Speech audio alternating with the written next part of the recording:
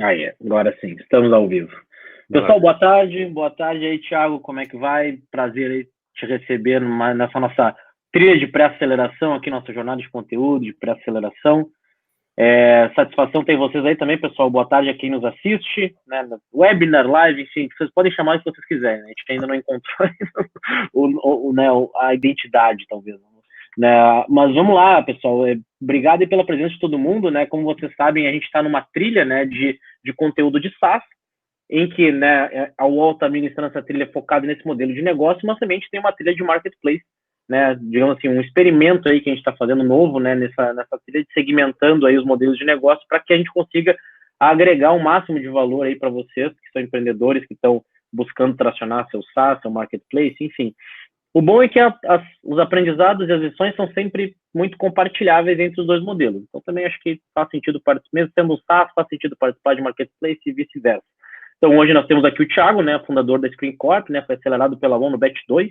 Vou deixar o Thiago se apresentar um pouco. E eu sugiro também que vocês aí que estão nos assistindo no chat, enfim, se apresentem, interajam entre vocês. A gente sabe que no momento de pandemia, uma coisa que a gente perdeu muito foi as conexões presenciais que a gente fazia nos eventos, né, assim, certamente poderia propor alguma coisa presencial nesse sentido, né, de poder fazer essa trilha de pré-aceleração, algum evento presencial. A gente não está podendo fazer agora, então eu sugiro que vocês aproveitem esse momento para se conectar também, se apresentem, falem de onde vocês são, o que faz a startup de vocês, que cidade que vocês estão falando, sempre legal a gente poder se conectar com quem está interessado no mesmo conteúdo que a gente. Eu não me apresentei, eu sou o Felipe, né, sou o coordenador, sou o head de aceleração da UOL, responsável pelo programa. Então, se vocês passarem aí pelas fases de seleção, né, da UOL, quem cuida aí de vocês durante a aceleração é o Felipe, né, que a gente passa as conexões com grupos de investidores e toda a parte também de orientação, de mentoria e organização desses webinars, workshops, etc. Mas é isso, eu não quero falar muito, não quero me estender muito, mas assim, o Thiago tem né, vou passar a bola para o Thiago rapidinho aqui já, porque o Thiago tem um material de introdução para a gente poder aquecer aqui o bate-papo. Eu falo de Porto Alegre e o Thiago está em São Paulo. Aqui em Porto Alegre a gente vai precisar aquecer porque está esfriando, Thiago. Então acho que vai ser, para mim aqui, pelo menos, vai ser bom. Mas assim, pessoal, a gente já sugere, além de vocês apresentarem, já lançarem as dúvidas que vocês têm. Fiquem aí à vontade para botar as perguntas, porque conforme o Thiago for falando, também vai surgindo coisas. Joguem ali no chat. E aí, quando a gente terminar essa parte de exposição, a gente vem para o bate-papo, que eu acho que é onde a gente pode aprofundar, por exemplo, as startups de vocês, os casos de vocês, que é onde a gente pode ajudar, né? Então, é isso. Queria agradecer, Thiago, de novo a tua presença, cara. Muito obrigado pela né, disponibilidade de estar aqui com a gente. Para mim é sempre um prazer, uma honra te escutar. Eu sempre aprendo muito te escutando, então vou passar a bola para ti para eu poder aprender um pouco também. Pô, valeu, Felipe.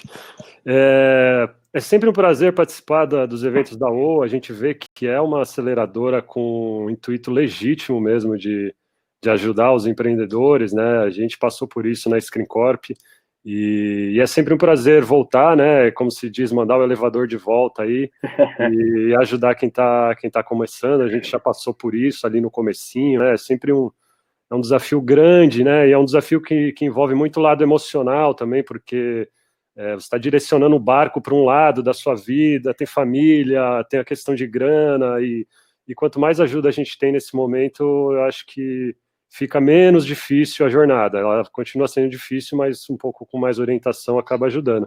E eu acho que o tema de hoje é bem bacana, Felipe, porque métricas, todo mundo sabe que elas são importantes, né? Mas a gente às vezes corre o risco de olhar a métrica errada, ou olhar a métrica demais, ou olhar a métrica de menos, né? Então é um tema super delicado. Eu já fui meio psycho de métrica, tirei o pé assim, porque acho que tudo tem o seu momento, né? Como você falou, cara, eu separei alguns slides iniciais, eu acho que para a gente, na verdade, trazer essa discussão, e eu acho que também fomentar os comentários aí. E já me apresentando, eu sou CEO da Screen Corp, a gente está no mercado aí desde 2014, né? A gente foi acelerado pela UOL no segundo batch. E deixa eu compartilhar o slide, que aí já fala um pouquinho também da empresa aqui. Vamos lá. E aí, pessoal, fiquem à vontade para jogar as dúvidas de vocês. O Thiago tem um conteúdo super legal aí. E aí, conforme forem surgindo as dúvidas, já podem jogar aqui. Para mim, vai aparecer na ordem já. A gente já vai batendo papo aí, fiquem à vontade. Thiago, maravilha. Hoje, então, só para contextualizar o que a gente faz, né? A ScreenCorp é uma plataforma de tecnologia para comunicação interna. Não foi assim que a gente começou só com TV corporativa, hoje a gente tem outros produtos. A gente trabalha no modelo SaaS, né? Isso quer dizer que a gente cobra mensalidades, né? Hoje a gente atende aí mais de 220 clientes, né? A gente atende clientes grandes como Cielo, TOTVS, Bradesco, Movile, startups também, né, a PepsiCo, e aí a gente está praticamente em todos os segmentos de mercado aí, né. Então a gente tem um produto de TV corporativa, que são aquelas TVs espalhadas por escritórios, também está no varejo, dispensar em supermercados, né, então nesse momento, questão da Covid também, a gente tem crescido em supermercado e perdido espaço dentro dos escritórios, né, então uma coisa está compensando a outra. E aqui é umas imagens, né, só para a gente ter noção do que a gente faz aqui. E aí a gente tem também um aplicativo mobile, né, que ajuda as empresas a se comunicarem com os funcionários. Então agora, nesse momento, especialmente da pandemia, que o pessoal está em home office, a gente tem crescido muito nesse produto. Então, o funcionário baixa o aplicativo, o RH, empresas grandes, principalmente, que tem essa dor de comunicar com os funcionários, né. Já entrando um pouquinho na primeira discussão, eu vi que uma das perguntas que enviaram é muito, cara, o que eu faço nesse começo, que métrica olhar, a gente está começando, ainda não tenho muito cliente, estou validando o produto, e eu acho que esse é um conceito muito importante, que eu já até trouxe em outras conversas, que é do livro Crossing the Chasm, né, que é Cruzando o Abismo. Então a gente olha ali que a maioria das startups, quando começam, estão naquele momento ali que ainda não tem um produto completo, com todas as funcionalidades que o mercado precisa, a gente nem sabe muitas vezes o que eles precisam, mas tem ali um mínimo, né, fala-se muito do mínimo produto viável, né, que são aquele mínimo de features que você tem, que você consegue mostrar um valor ali, e você conseguir os primeiros clientes que vão ser os early adopters, né. Então nesse momento é muito importante segmentar, né, e aí nesse momento também já começar a olhar métricas, né. E aí eu já entro numa questão super importante quando a gente está no começo da empresa, falando de SaaS, obviamente, que aqui é o foco da conversa, que faz toda a diferença na estratégia do seu modelo de negócio. Então aqui a gente tem uma matriz, isso não fui eu que inventei, tá? Isso já é bem conhecido aí de alguns empreendedores e VCs que trabalham com esse modelo.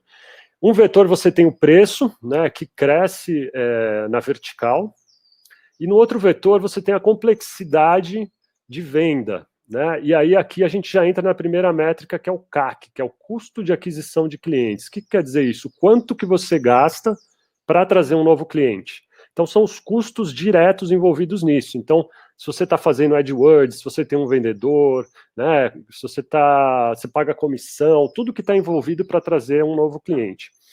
Então aqui a gente tem os quadrantes. Então esse primeiro quadrante, ele é um quadrante de preço baixo e complexidade de venda baixa, né? Então quer dizer, aqui você precisa de muitos clientes pagando pouco, né? Com baixo touch de vendas que a gente fala, né? Low touch. Então um self-service, por exemplo, para o seu negócio ficar viável. Porque não adianta nada você ter um preço, cobrar R$39 e você ter que fazer 4, 5 calls de 2 horas para vender, né? Você não vai conseguir viabilizar esse negócio, porque o seu custo de aquisição de cliente vai ficar mais alto do que o retorno, que seria o lifetime value, que a gente vai falar daqui a pouco, que é o tempo que esse cliente fica com você e o quanto que ele te dá de dinheiro durante o ano, né? Então, self-service, a gente pode pensar em modelos de negócio como o Zendesk, por exemplo. O Zendesk tem um preço baixo, falando do produto inicial, né? Que eles têm um monte de produtos hoje em dia. Então eles tem alguns produtos mais B2C nesse caso também, né, Thiago? Exatamente, cara, B2C também. B2C, tipo o Spotify da vida, né? Exato, Spotify é um ótimo exemplo, Felipe. Quer dizer, não tem nenhum contato de vendas, é tudo self-service, preço baixo, o cara ganha no volume, né? Exato. Depois a gente tem o transacional, né, que parte dos nossos clientes a gente entra aqui. Aqui a gente tem um preço um pouco maior, né, e uma complexidade de vendas um pouco maior também. Isso viabiliza, por exemplo, uma equipe de inside sales, né? Então você pode ter uma equipe low touch que faz um call, uma demo, 2 demos, aí a equipe de CS vai lá e faz um uma apresentação para, né, treinar e etc. E aí você consegue um ticket médio aqui que vale a pena a operação. Seu custo de aquisição acaba valendo a pena no sentido de quanto esse cara vai pagar para você durante o ano, né?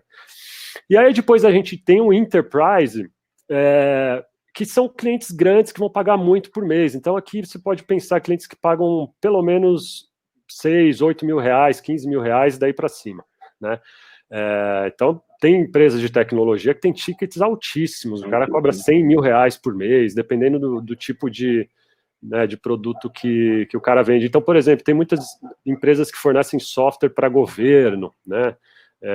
Dá para pensar em vários exemplos aí. Então, nesse caso, qual que é o cara vai lá, ele vai tomar cafezinho, ele vai pegar um avião, vai lá visitar o cara, vai, 2, 3, 4, 5 vezes. A gente pode pensar na SAP aqui, né, Felipe? Acho que é um bom exemplo. É um bom exemplo. Uma grande indústria, por exemplo, também. Exatamente. Então, o tamanho do bolso do cliente, às vezes, também impacta na própria... quanto ele está disposto a pagar, né, pela solução. Exatamente. Então, aqui, para você viabilizar um cliente desse, que vai ter um CAC alto, né, e uma complexidade de vendas alta, você tem que ter um preço alto, né? E aí, esse último quadrante é chamado de cemitério das startups, né? Então, aqui a gente falando já um pouco de estratégia, onde a gente não quer estar é aqui. Por que você não quer estar aqui? Porque a complexidade de vendas é alta e o seu ticket médio, o preço é baixo. Então, cara, se você vende um produto a R$ 99,00 e você tem que visitar o cara 5, 6, 7 vezes, não vai dar certo, né? Pensando no médio e longo prazo. Agora, é óbvio, a gente no começo da empresa, né, tem que fazer, tem até o Paul Graham da Y Combinator fala, né, você tem que fazer coisas que não escalam, e realmente a gente tem que fazer no começo, né, conseguir um case, conseguir outro case, e aí é claro que eventualmente você pode ter um custo de aquisição maior, você ir lá visitar, até você pegar feedback, arrumar o produto, né, buscar o market fit, mas pensando em escalabilidade, se você percebe que seu produto está nesse quadrante, cara, é melhor dar uma pivotada, né. Exatamente. Então aqui a gente vai nesse próximo slide, que é justamente isso. Cara, se você está lá no cemitério de startups, você tem algumas opções, né? Você consegue aumentar o valor, né? O valor percebido e o valor cobrado, para aumentar a lucratividade nesse vetor, né? Ou você diminui a complexidade de vendas, né? O que você não pode é ficar aqui. E aí, pensando num percurso típico de startup, né, numa evolução que a grande maioria das startups fazem, né, claro que tem várias exceções, mas em geral é sair do self-service e ter uma opção que vai para o enterprise. Então a gente tem muita empresa que faz esse caminho. Então o cara começa às vezes com SaaS, pensar o Trello, por exemplo, Atlassian, né, é um caso legal. Eles têm produtos self-service, mas, cara, eles têm uns puta produto enterprise também que roda on-premise, que vai cobrar caro e por aí vai, né? Então, essa jornada... Pode falar.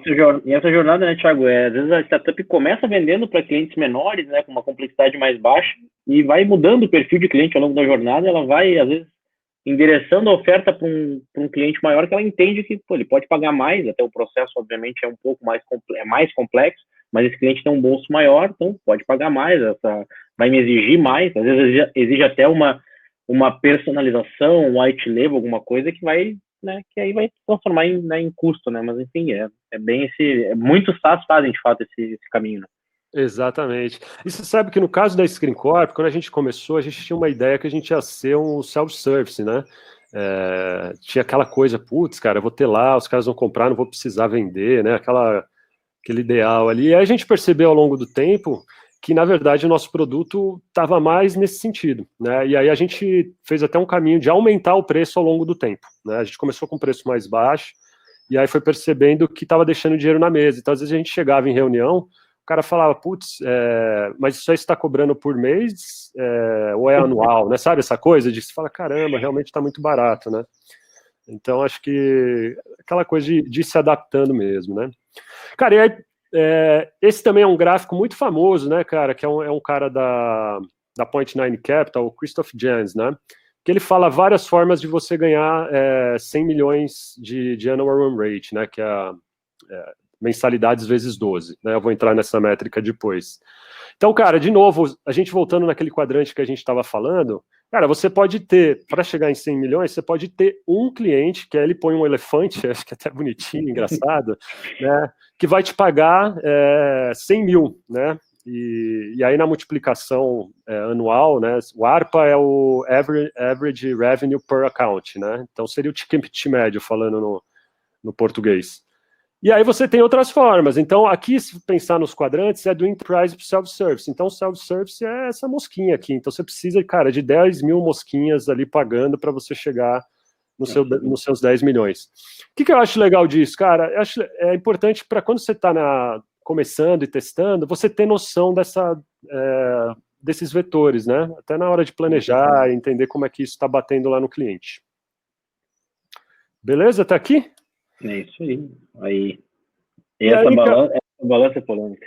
Essa balança, cara, fala-se muito e que a questão do custo de aquisição de cliente, de novo, quanto que você gasta para trazer um novo cliente, e o lifetime value, né? Que é assim, cara, esse cara, quanto tempo ele está comigo e quanto que ele vai me dar ao longo do tempo, né? Então, se seu lifetime value é maior do que o CAC, você está numa balança positiva, né? Porque, cara, você está gastando menos e o cara está, ao longo do tempo, te trazendo mais grana, né? Se tiver negativa, fica assim, né? Então, se você está gastando muito para trazer cliente e o lifetime value está menor, realmente você tem um problema. Agora, de novo, começo de startup, um monte de teste e eu acho que se isso está acontecendo nesse momento, se você está trazendo cliente, você, de repente, no futuro, você pode diminuir seu custo de aquisição, mudar a sua estratégia de aquisição, buscar canais menos caros, ou se você recebeu um investimento, em algum momento você pode ter um custo de aquisição maior e depois ir diminuindo. Então, cara, a gente vê muito isso, Rap, por exemplo. Cara, quantos cupons do Rap eu ganhava de desconto de 20, 30, 40 reais? Pô, uma hora vai acabar a grana desses caras, né? E realmente uma hora eu parei de receber cupom dos caras, né? Então, o que aconteceu? Os caras receberam uma puta grana e ficaram ok em gastar muito para trazer novos clientes para tracionar, né? Mas e aí depois, nesse momento, eu entendo que eles estão voltando para um movimento assim, né? Tiago, acho que tem uma dúvida bem pertinente aqui do Vitor. Legal, vamos lá. Ele comenta aqui, ó, preciso ter um tempo mínimo de empresa para calcular o LTV ou consigo estipular ele desde o início, por exemplo? Desculpa, repete de novo, Felipe. Se ele precisa ter um tempo mínimo de empresa para calcular o LTV, ou se ele consegue estipular desde o início, por exemplo. Exato, cara, essa é uma pergunta importantíssima, que a gente quebrava muito a cabeça com isso no começo, cara. Começo de empresa, seu lifetime value não vai valer muito, cara, infelizmente, assim, eu acho que você pode projetar 12 meses, quanto o cara tá pagando mensal, mas é difícil de prever. Acho que você tem que rodar pelo menos uns 2 anos ali para ter isso mais cravado, assim, né, para ter uma métrica já normalizada. Mas é difícil. No começo essa equação de CAC e LTV, eu acho que é importante você ter uma noção do que está acontecendo ali, mas, cara, não cravar, sabe? Porque talvez você pode ficar um pouco travado com isso. Pegando um exemplo, né, do que o Thiago trouxe, a gente tem uma outra startup SaaS aqui, que é a Egro, inclusive o Pedro vai participar da trilha de SaaS também, acho que no próximo encontro. E no início eles basicamente pegavam o carro e iam até o cliente e faziam a venda na fazenda, né, Thiago? Aquela venda não escalável que tu comentou. CAC altíssimo, né, para vender uma licença ali de R$500, gastando o tempo de um dos founders, né, mais a gasolina do carro, todo o custo ali, certamente muito maior do que, né? Então, assim, de fato, no início, essa balança não vai ficar tão... talvez não vale nem a pena tu gastar energia nisso, porque no início, de fato, no início, tu não tem nenhum canal de venda validado, tu não tem o teu perfil de cliente ainda, quer dizer, tu tá ainda num mar de incertezas que essas métricas, elas vão ficar muito bagunçadas, né? Muito distorcidas, na verdade. Exatamente, cara. Eu acho que, assim, desde o momento zero, o que é super importante... você registrar é a questão do MRR, né? Já entrando um pouco em métricas, né? O MRR é Monthly Recurring Revenue. No final, é a quantidade de mensalidades que você recebe dos seus clientes, né? MRR, e do outro lado o churn, que é a quantidade de pessoas que estão cancelando o seu produto. Então, essas duas métricas, eu acho que sim, você tem que, do momento zero, acompanhar isso. Porque, assim, no final das contas, o MRR ele é a veia central de um SaaS, né? É ele que vai te mostrar ali o quanto você está crescendo. Porque se você tem setup, outras formas de rentabilidade, de trazer receita, ok, é importante para o caixa.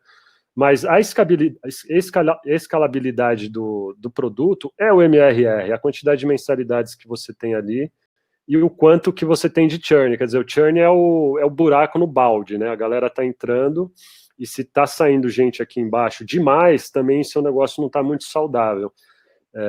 Então, até tem um gráfico que eu acompanho muito, isso aqui são dados antigos, tá? Mas só para mostrar, esse é um software, eu até vou entrar depois, vou escrever ali, ele chama ChartMogul. Eu escrevo. Vocês têm parceria, né, Felipe, se não me engano, com o ChartMogul, né? A gente tinha eles, acho que eles cancelaram a parceria, infelizmente. Eles vieram para o Brasil, depois tiraram o pé, eu não entendi muito, assim. Não entendi também. Mas eles são, cara... Lá não rolou, e é em dólar, né? Então é um software caro para contratar. Mas é muito bom. Eu me lembro que tu usa bastante, não sei se tu usa ainda. Uso, cara. Ele é super confiável, ele já gera essas métricas todas de SaaS automaticamente, né? Então você imputa as receitas, quando deu churn, se deu downgrade, upgrade, e ele gera esses gráficos todos. Então, esse é um tipo de métrica. Cara, isso aqui é o software, mas você pode fazer no Excel. Eu, no começo da empresa, eu tinha um Excel com um monte de gráfico também, e assim, dá para fazer, não é um negócio muito, muito louco, não, assim, é só você ir preenchendo mês a mês. Mas o que é importante você ter logo no momento zero? Vendas, então, por exemplo, esse verdinho mais escuro que eu estou passando o mouse é venda, né? Esse verdinho mais claro é upgrade, né? Então, cara, upgrade é importantíssimo, porque você percebe que você está expandindo essa carteira de clientes. Então, quer dizer, seu produto realmente está indo bem, porque o cara compra um, depois ele quer 5, depois ele quer 10. Então, historicamente, a gente teve bastante receita de upgrade, se a gente dá uma olhadinha aqui. São dados de 2018, né? E aí, por outro lado, churn, né? Então, cara, você vê churn de vermelho, meio rosado aqui, e o downgrade, que é assim, o cara tinha 10 licenças e foi para 8, né? Então, que isso é importante? No começo da empresa, muitas vezes a gente está focado em crescimento, né, cara? Vamos crescer, vamos crescer. Então, por exemplo, quando chegou aqui, em 2018, cara, a gente teve um churn, assim, que pegou um pouquinho. A gente ficou preocupado. Então, a partir desse momento, a gente começou a ter um foco maior em sucesso do cliente. A gente começou a mapear a jornada, por que o cara estava saindo, se não era um perfil ideal, se a venda não foi bem feita, se tinha um concorrente que estava pegando a gente, né? Então, aí a métrica traz uma questão acionável, porque a métrica por si só é só um número, né? Então, acho que você tem que relacionar muito com a estratégia ali. Deixa eu entrar com uma dúvida aqui, Thiago, que é do Vitor. Tem bastante relação com isso, na verdade. O Vitor perguntou se... Ele ainda estava perguntando sobre CAC LTV, mas ele entrou no custo para CS. Tá. Eu acho que isso é uma dúvida importante, porque nesse gráfico aqui, por exemplo, né, analisando na prática, né, vocês tiveram, no início ali, não tiveram um churn tão expressivo assim, mas ali naquele momento ali que tu comentou que ficou preocupante, acho que vocês tomaram a iniciativa de investir em CS, né? Como é que vocês enxergam o CS? Assim, o CS ele é um anti-churn, ele serve para fazer o upgrade, evitar o downgrade, né? E onde é que ele entra como custo, ele entra como investimento?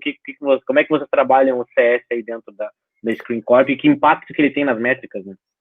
Cara, CS é super importante. No começo da empresa éramos 3, né, cara? Tinha aquela novela, éramos 3, né? E a gente não tinha o perfil de CS.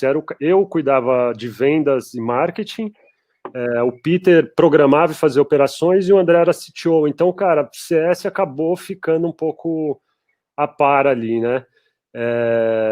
Mas se eu pudesse, eu teria começado o CS no momento zero, né? Porque o CS ele faz você ter uma entrega do produto melhor, no sentido de o cara capturar mais valor, né? Então, você treinar ele, saber todas as funcionalidades, enfim, encaixar o produto na empresa do cara. Então, acho que essa é a primeira coisa, e isso já tende a diminuir seu churn.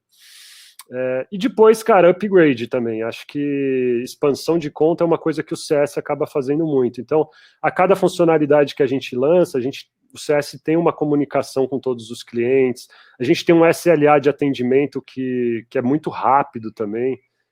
Então, eram coisas que no começo a gente patinava, assim. E o CS traz muito feedback para produto também, cara, além de vendas. Porque o vendas, o que ele faz, cara? Ele bate lá no cara, não conseguiu vender, traz a objeção de venda. Agora o CS, ele traz um outro ponto de vista, né? Ele pega um heavy user lá, o cara do sistema que está com dúvidas, e isso está impactando outros também. Então, o CS tem esse lado também. E eu acho que o raio, é claro que vai depender muito da quantidade de clientes que você tem. Você não precisa de tantas pessoas de CS assim para começar a rodar de uma forma legal, assim, uma área de Customer Success, né? Então, sim, cara, super importante ter isso desde o começo. Eu acho que se você é founder e não tem alguém de CS, separa algumas horas na semana para olhar para isso. Eu acho que também, quando a gente, em 2014, no começo, 2015, não estava ainda se falando tanto disso, estava começando a ter mais, assim, né? Mas... Não era um assunto tão falado ainda no ecossistema de startups. Exatamente, cara.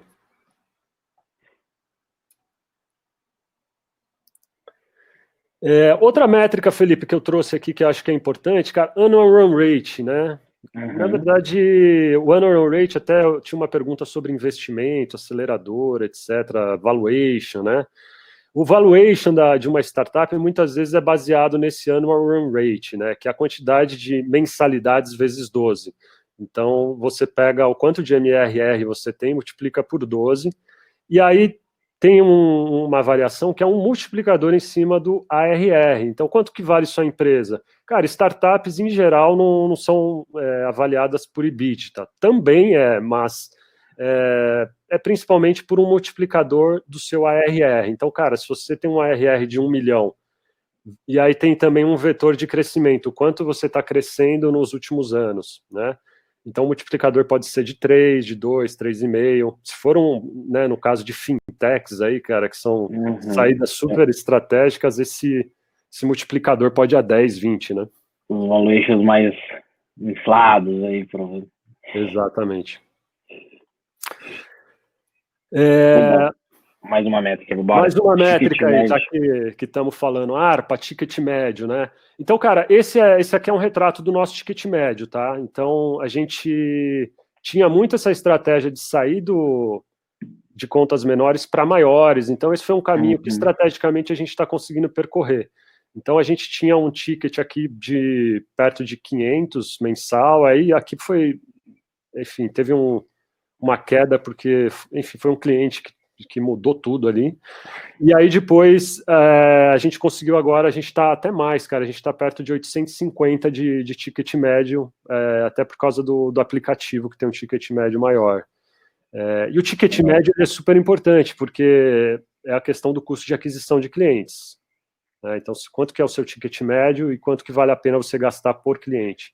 É claro que o ticket médio é uma média, né? Então, eu acho que vale você fazer uma distribuição da sua base de clientes toda para entender como que está essa divisão, né? E se você pensar em pontos, por exemplo, se tem 30 aqui e 2 aqui, né? Ou se tem 50 para cá e um fora da curva, né? Mas no final é uma métrica que é importante, com certeza, dar uma olhada.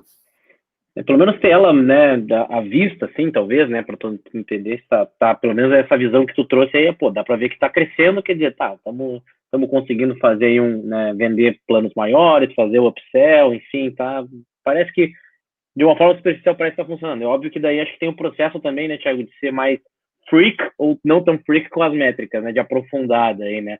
Eu não sei qual foi o teu aprendizado nesse sentido, assim, no início tu era mais violento nas métricas ou menos, né, mais superficial, e aí conforme foi o tempo tu foi refinando esse processo, porque além disso, né, acho que tem a própria disciplina de tu também mensurar, né, daí acho que provavelmente deve ter um sweet spot aí entre a energia que o empreendedor tem de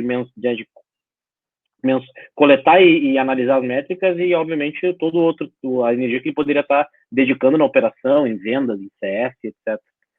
Exatamente. Na verdade, no começo, cara, eu tinha um dashboard em Excel que, na verdade, eu trazia métricas não só aqui de produto, porque essas são de vendas e produto. Eu trazia uma métrica inicial que era do funil de vendas. Então, como é que começava? Quantidade de visitantes do site, quantidade de leads gerados, quantidade convertida, e aí eu ia caindo para o que tinha fechado, a quantidade de grana que entrava, etc. e tal. Essa é uma boa forma de começar, certo? É uma boa forma de começar. O que eu acho é que hoje tem muito ferramental bacana para isso, assim, né? Que, por exemplo, a galera hoje usa muito CRM de marketing, RD e outras opções que já traz isso prontinho, assim, né? Na nossa época a gente não usava, não tinha muito isso, então foi a forma que eu consegui me virar.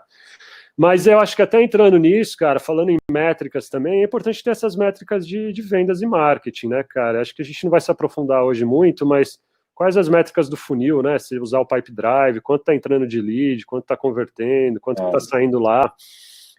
Isso, sem dúvida, é importante desde o começo acompanhar. E, cara, de novo, Pipe Drive, qualquer um desses vai fornecer isso facinho para você. O importante é que você, como founder, ou seja, já tem algum vendedor, é ter essa disciplina de preencher o CRM ali, etc, né, cara? Isso é importante. Com certeza. Tiago, uma dúvida, assim, acho que o primeiro assunto que a gente tratou na trilha foi Jobs to be done. Geralmente Jobs to be done é uma como é que eu vou falar? É algo que tu tem que entender, né? Quais são as atividades-chave dentro do teu cliente para tu poder encaixar o teu produto dentro da operação do teu cliente e tu te tornar essencial, vital para ele, e obviamente para que tu gere valor, para que ele não cancele e tudo isso. Mas quando tu está analisando Jobs to be done, tu analisa muito a rotina do cliente, enfim, aí tu tá tentando fazer as primeiras vendas, enfim. Aí, nesse sentido, como é que foi o processo de vocês lá no início de validação disso? Foi o assunto que a gente trouxe anteriormente, mas eu acho que seria legal tu comentar como é que foi esse processo dentro da ScreenCop e se tinha, de fato, métricas que vocês analisavam bem lá no início, seja de engajamento, se o usuário estava retornando ou não para o produto, se ele estava conseguindo executar alguma tarefa bem ou mal, enfim, tem talvez as métricas não tão quantitativas, mas talvez mais qualitativas também, né? Porque a gente não tem a base de usuários ou de clientes tão grande ainda, né? Como é que vocês analisavam isso lá no início da ScreenCorp? Tu te lembra? Legal. Boa pergunta, cara. Eu acho que tem um lado qualitativo que no começo, cara, os primeiros clientes que você tem que tratá-los como os melhores amigos, cara, assim, porque esses caras se disponibilizaram para testar você, que ainda tá cru, né? O cara viu o valor em você, ele tá usando sua plataforma, cara, então você tem que conhecer esse cara. Se puder, de novo, vai fazer coisa aqui no Scala, toma um café com esse cara, descobre o porquê que ele tá gostando, porque às vezes você acha que, cara, você tem 30 funcionalidades e o cara tá usando 2 só. E aí você descobre que os outros 4 clientes também estão usando essas 2 mesmas funcionalidades, e às vezes essas 2 funcionalidades estão meio escondidas no produto. E aí esses insights, às vezes você consegue pivotar o produto para oferecer o que o cara quer mesmo, né? Nesse sentido, cara, é super qualitativo, é entrevista, é bater papo, é sentar do lado do cara, né? Em relação a métricas, o que a gente usava muito era o Intercom, cara, para pelo menos ter uma noção desses caras. Então, eu acho que eu tenho até aqui... deixa eu pegar um slidezinho. O Intercom, ele sempre nos dava essas métricas aqui. Então, por exemplo, o cara acaba de criar conta, você consegue ver... bom, você pega os dados dele e tal, mas você consegue ver, por exemplo, ao longo do tempo, tipo, em uma semana, quantos logins esse cara fez. Então, por exemplo, esse cara fez 9 logins. Então, esse cara, ele engajou mais com o produto. Então, esse cara eu posso ligar e tentar fazer uma entrevista para entender como ele está performando e por aí vai, né? E a gente criava também uma coisa que sempre ajudou, são e-mails automáticos, né? Então, você cria filtros. Se esse cara fez mais de 9 logins, manda um e-mail automático perguntando se ele tem disponibilidade para uma conversa e tal. Tudo isso no começo, né, cara? Depois você começa a ter um monte de gente, você nem vai conseguir fazer isso, mas no começo isso acaba sendo importante. Então a gente criou algumas regras de e-mail para... O Intercom tem essa coisa, né? Não sei se todo mundo conhece o Intercom, é uma baita ferramenta de comunicação com clientes. Então você pode, por exemplo, esse e-mail vai ser um de follow-up que vai para usuários que fizeram sign-up 3 dias, que não é pagante, que é lead qualificado e por aí vai. Então dá para fazer bastante coisa por aqui também, né? Claro, legal. E aí, obviamente, esse processo, né, Thiago, acho que conforme essa startup vai crescendo, ela vai saindo um pouco da questão mais qualitativa e vai entrando um pouco mais aí no volume, aí que precisa das ferramentas e dessa análise mais quantitativa, assim, acho que entrando aí, talvez, nessas métricas mais complexas do SaaS. Assim. Exato, eu acho que, cara, aí já falando um pouquinho de emendando e voltando no Customer Success, né, uma coisa que a gente fez também, que eu aconselho, é fazer uma pesquisa de NPS, né? NPS é o tal do Net Promoter Score. Tem uma formulinha para fazer aquilo, mas no final acho que vale ser curto e você validar se o cara gostou do seu produto, né? Então isso a gente começou a fazer também via Intercom, então a gente criou um e-mail automático que assim, depois que o cara virou cliente pagante, a gente manda um e-mail automático depois de, acho que 2 semanas, pedindo para ele responder a pesquisa, né? E aí eu acho que até tem aqui um print screen, deixa eu ver aqui, que são perguntas bem básicas, assim, que assim, achei. A gente pergunta assim, você indicaria o Screen Corp para um amigo ou colega de profissão? A resposta, sim ou não. Não é o caso, mas você ficaria desapontado se não pudesse mais usar o Screen Corp, ou a Screen Corp, sim ou não. E aí, no final, o cara dá uma pontuação de 0 a 5 estrelas, e aí também tem um espaço para o cara comentar o que ele melhoraria, o que ele não está gostando do produto. Então, é o tipo de coisa que se automatiza também, né, Felipe? Estou falando assim, cara, já estou com 10, 20 clientes, 30, é importante você ter essa métrica, né? Porque você olha lá, pô, legal, 97 indicaria para um colega de profissão, realmente acho que está legal, assim. Então, por exemplo, se está em 50 ou menos que isso, já fala, pô, acho que vale eu fazer mais entrevista, ver se o design está bacana, se não está, e dar uma refinada nessa história aí, né? Tem uma pergunta aqui, mais uma do Vitor. O Vitor está bem engajado aí. Boa, Vitor, é isso aí. Perguntei e ficar com dúvida, Vitor. Isso aí, perguntem mais. Aí o Vitor perguntou sobre a experiência do usuário. Imagina que é uma resposta que você vai gostar de dar, né, Tia? Tu, como designer, né, e gosta bastante de produto. Ele perguntou se existem métricas voltadas para a experiência do usuário. Ele falou, NPS é uma métrica que acho que está aí a resposta, né, sobre a experiência do usuário. Mas tem outras métricas sobre a experiência do usuário, aí, Thiago, que tu, na tua experiência, tu mensurou, monitorou e conseguiu até... conseguiu, sei lá, mudar alguma coisa dentro do produto sobre a experiência do usuário?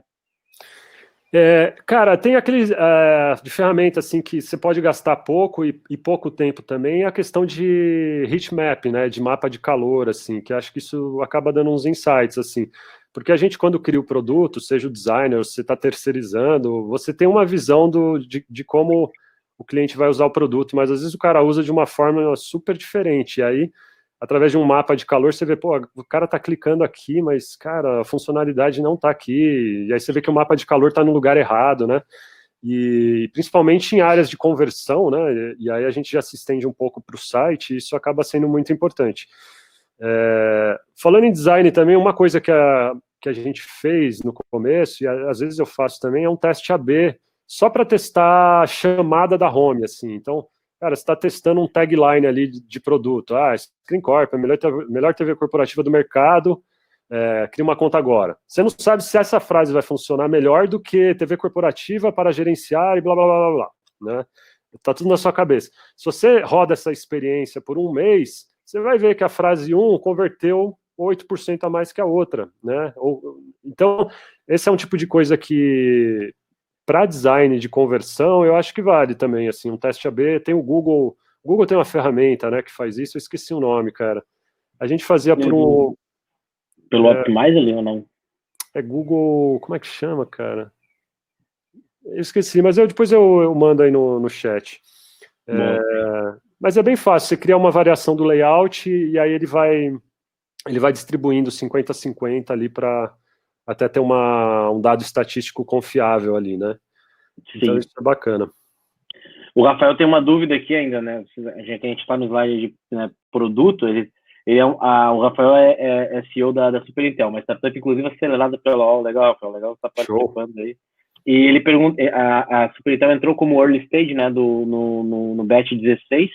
Ele perguntou se é interessante criar métricas para desenvolvimento do produto. Eu não sei aí, Rafael, se é uma coisa relacionada a sprint, né, a entregas de features, enfim, de produtividade de time de tecnologia, ou se é de métrica de desenvolvimento de produto, se é mais voltado à experiência do usuário. Enfim, Thiago, acho que dá para dar uma visão geral aí para o Rafael. Eu acho que aqui eu vou até entrar num slide aqui, cara, que é a história assim, cara, eu virei CEO, né? E agora, o que eu vou fazer? As métricas e tal, né, cara? E aí tem um modelo que eu gosto de usar e que funcionou pra gente, que é do livro do The Hard Things of Hard Things, né? Que é do Ben Horowitz lá. Do Ben Horowitz. E aí ele fala que o CEO tem 3 funções, né? A primeira é ter a visão, o planejamento estratégico, né? Para onde vai a empresa, o que a gente tem que fazer e comunicar isso à equipe. Eu acho que essa é a primeira das coisas. Depois, garantir que todos estão executando. Então, acho que aí a gente entra na pergunta, né? E aí a gente usou para garantir que todos estão executando e para evitar que o CEO fica chato perguntando, cara, você fez, não fez, vamos fazer e tal. O OKR funcionou muito para a gente no começo, né? Que é um modelo que o Google lançou e tal. A gente adaptou, o modelo do Google era muito quadradinho, a gente não se adaptava. A gente fez um OKR assim, meio lean, que era assim, cara, o que a gente vai fazer nos próximos 3 meses? Porque não adianta, startup não adianta você planejar mais do que isso, 6, 1 ano, porque, cara, vai mudar, você está validando o produto. Então, todas as áreas, né? Que no começo são poucas pessoas, cara, o que a gente vai se comprometer a fazer nos próximos 3 meses? A gente listava tudo isso e aí acompanhando, né? Então, porque assim, se você tem uma timeline de 3 meses, é um espaço de tempo que dá para você correr atrás, né? A não ser que seja uma coisa assim, redesenhar a plataforma, um negócio muito casca grossa. Mas era uma forma de a gente se planejar em relação a produto no médio prazo. Isso é um médio prazo para startup early stage, se for pensar assim, de planejamento, né? E garantir que ia chegar no final dos 3 meses, todo mundo sabia o que teria que ter feito. Se não fez, a gente ia se comunicando, mas isso dava um norte para a gente também. Cara, e aí... Em tempos de pandemia, ainda mais complexo garantir que todos os executantes estão todos, né, em locais diferentes, cidades diferentes, enfim, né, fica também complexo de garantir o alinhamento, né, quando está todo mundo longe, né, não tem a questão presencial para dar um ganho de contexto, às vezes, para todo mundo, né? Então, usar as ferramentas, né, até a Daniela perguntou ali, qual a ferramenta de planejamento você usava? Acho que é o OKR, né, o OKR é um conceito, né? É uma metodologia, mas a gente usava muito o Google Sheets mesmo para compartilhar, e para organização de tarefas, assim, a gente sempre usou o Trello, cara. O Trello acabou sendo bem versátil para a gente, assim. Então acho que era isso, era o Google Sheets, e hoje em dia tem várias startups fazendo ferramentas de OKR, né, cara? Tenho visto muita startup bacana trabalhando com isso aí. Mas dá para fazer um modelinho enxuto ali de graça também, né? Sim. Cara, e aí acho que entrando no terceiro ponto, cara, acho que às vezes a gente nunca pode esquecer, né, cara, que assim, o CEO tem que garantir que a empresa tem dinheiro no banco, cara, isso é super sério, assim, e às vezes, olhando em métrica de novo, cara, você tem que estar isso bem na sua cara ali, o planejamento financeiro, né? A gente tem até uma startup, né, a Treasy, né? O Gilles é um cara especialista em planejamento financeiro, acho que ele pode até fazer um webinar aí. É importante, né? O cuidar das finanças desde o dia zero, pô, é muito relevante. Exato, cara. E aí, cara, compartilhar com vocês o que eu fiz, assim, e que funciona até hoje para mim. A gente tem outros softwares de projeção, né? A gente usa Superlógica, a gente tem o Zero Paper, a gente usa algumas coisas, mas, cara, esse é o termômetro da saúde financeira da empresa. Não tô falando que precisa ser assim, mas para mim ajudava muito, que era assim, cara, cada linha dessa representa uma métrica financeira aqui. Então, o MRR, como eu falei, que são as mensalidades, ele acaba sendo a veia central ali, porque tudo acontece ao redor dele. Então, você pode até ver que o MRR ele está num normal aqui na curva, né? Então, cara, a quantidade de mensalidades crescendo. Depois, o que é importante a gente saber? Caixa, cara. Caixa, assim, quanto tem no banco? Se eu entrar no extrato no final do mês, quanto que eu tenho no banco? Então, é a linha verde, né? Então, o que acontece? Só complementando, o faturamento obtido é o azul escuro e o projetado é um azul claro, né? Então, quando a gente projeta aqui na frente, olha, eu acho que eu vou faturar tanto e eu acho que meu cash burn vai ser tanto. Então, projetando isso para frente, meu caixa será tanto. Porque o caixa nada mais é que o faturamento obtido, que vai ser esse projetado vai passar a ser obtido, menos o cash burn vai dar o caixa, né?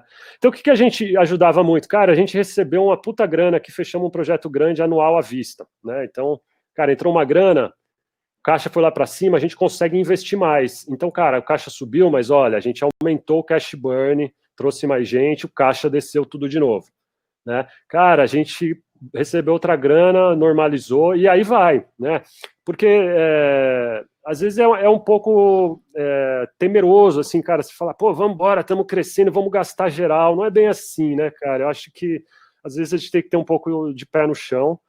A gente optou, né, o Felipe sabe, de não pegar venture capital, a gente rodou com a grana da aceleradora e desde então não pegamos investimento. Então a gente sempre teve um pouco do pé no chão aí de ter um olho para essa projeção financeira aí.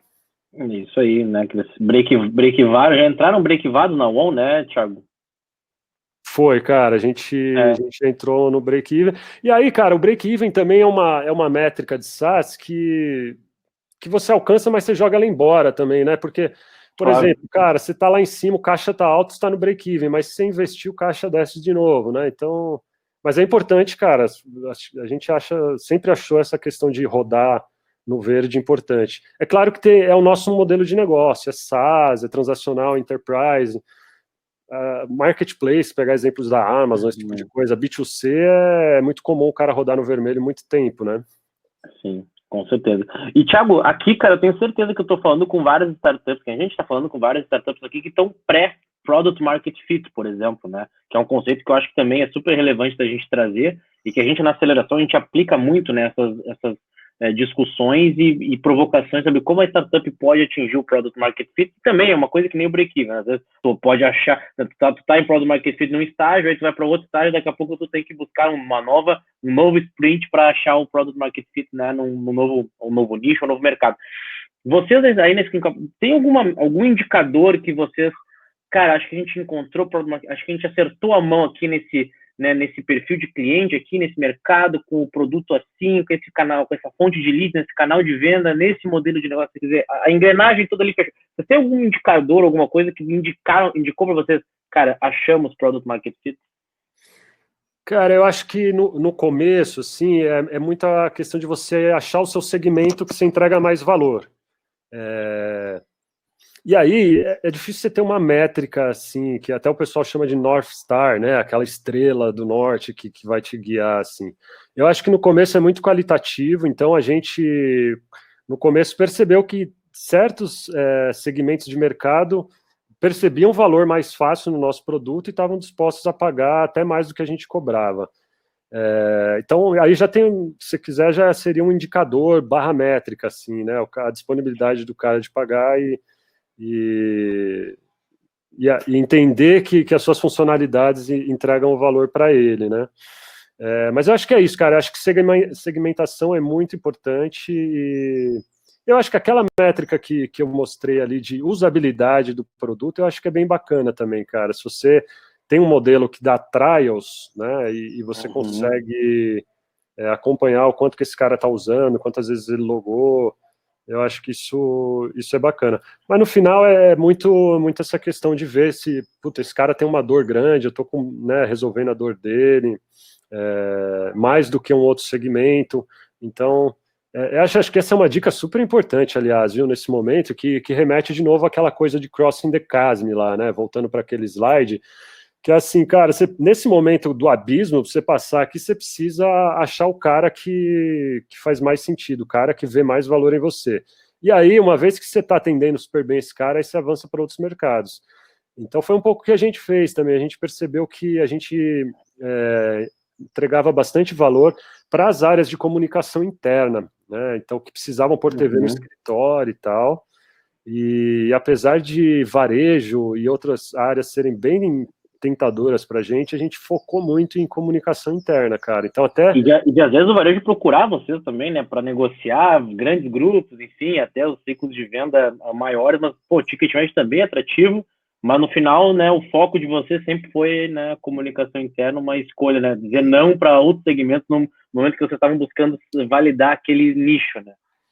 Exato, porque isso também, né, Felipe, vai guiar a sua estratégia de marketing, cara. Então, assim, O cara entra no seu site, ele vê um supermercado com uma TV, mas ele é uma empresa que quer para comunicação interna, vai ter um ruído ali, ele vai falar, pô, esse cara não é bem para mim, assim. Então, toda a comunicação do seu produto vai estar focado nesse segmento. E aí, de novo, cara, uma vez que você domina um segmento, aí é mais natural você ir partindo para os outros. E aí é a questão também, porque assim, você não vai ter funcionalidade para todos os segmentos, porque varia, né? Cara, às vezes, e aí é muita priorização, né, cara? O que eu vou priorizar agora de funcionalidade, né? Então, acho que é um pouco isso. Legal, Thiago. Bom, cara, aqui a gente tá, né, estamos a 50 minutos aí já de bate-papo. Eu tô, né, muitas ideias funcionando aqui na cabeça. Queria saber se tu tem, assim, algum recado final e alguma dica para essa galera que está nos assistindo. Imagino que se tratando de startups early stage, né, qual seria, assim, para recado final, né, antes das startups estarem, às vezes, como um investidor anjo, uma aceleradora, né, estão ainda dando seus primeiros passos. O que elas precisam entender do seu modelo de negócio, sendo SaaS, né, considerando que a gente está falando com startups de SaaS aqui, o que elas precisam entender, mensurar né, e mostrar, né, claro, entender se seu negócio está parando de pé, está fazendo sentido, né? Tá, legal. Cara, eu acho que uma coisa que eu acabei não falando, que eu acho que é bem importante, é você tentar descobrir nessa jornada do cliente uma métrica que você percebe que se você alcançar ela, a chance de você converter o cliente é muito grande. Então, no nosso caso, o que a gente percebeu? A gente tem trial, né? Isso aqui também é um dashboard antigo que a gente tem, mas isso fica até hoje, né? O tempo inteiro no nosso escritório. Quando a gente tinha escritório, eu usava escritório, né?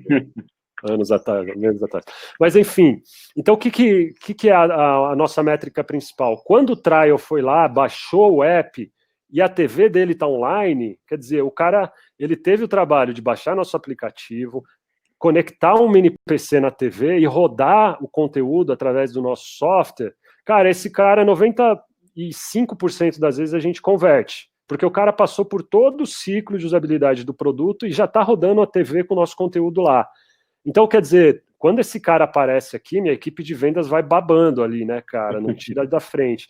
Então, isso é uma coisa importante de tentar identificar. Eu sei que no começo é difícil, mas essa métrica, em algum momento, ela vai aparecer e vai ficar mais clara. Então, por exemplo, se você tem um software de RH, de folha de pagamento, uma vez que o cara foi lá, preencheu 5 funcionários e gerou um preview da folha, isso indica que o cara provavelmente vai fechar, né?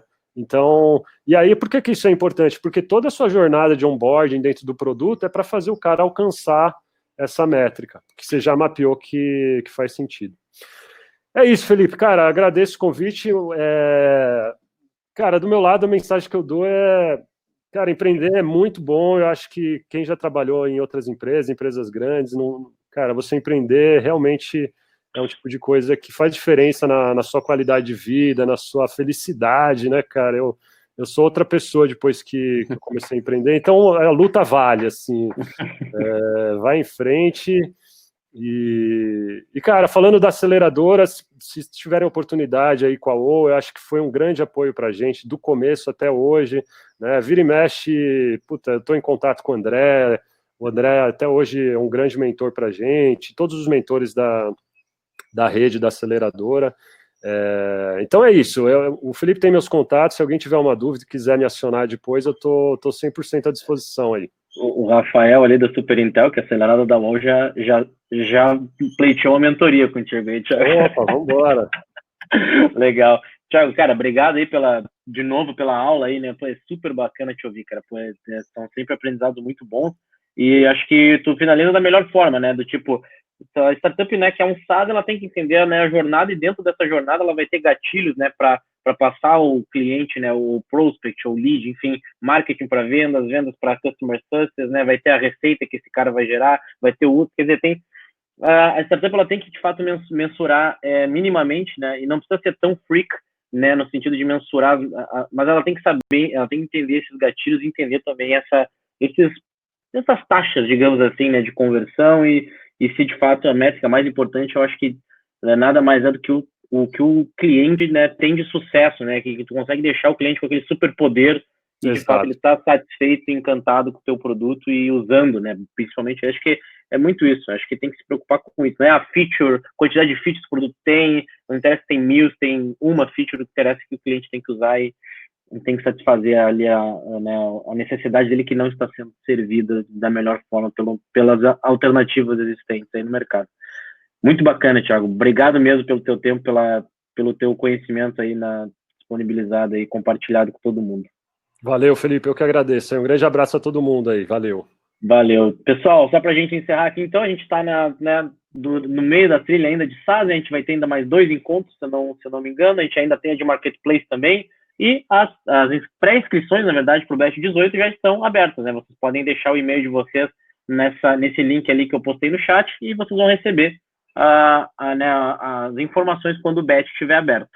De novo, vou deixar aqui, na verdade, também outro link para vocês, se vocês quiserem se inscrever na própria jornada de conteúdo também, que quiserem compartilhar o link com vocês já estão inscritos, na verdade, não é óbvio, mas se quiserem compartilhar o link aí com os conhecidos, com a rede de vocês, tá aí o link também para vocês compartilharem.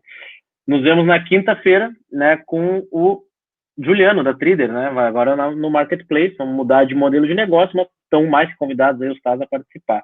E, Vitor, startup já participou de outro batch, pode participar à vontade, quantos batch quiser, não tem limite, inclusive a gente enfatiza, né, que sempre a startup participa de um batch, ela pode voltar no próximo batch mais bem estruturada, com resultados mais, até às vezes pivotando, né, trocando time às vezes, buscando outro mercado, outro nicho. Então, cara, é livre para aplicar quantas vezes quiser, tá bom, Vitor? Fica à vontade aí para também, se quiser nos contatar depois para contar o teu caso, fica à vontade, a gente combate um papo. Thiago, de novo, cara, muito obrigado aí pelo teu conhecimento, pela aula, e é isso, pessoal, um bom trabalho aí para todo mundo, bom resto de semana, tamo junto, um abraço, valeu. Um abraço, valeu, tchau, tchau.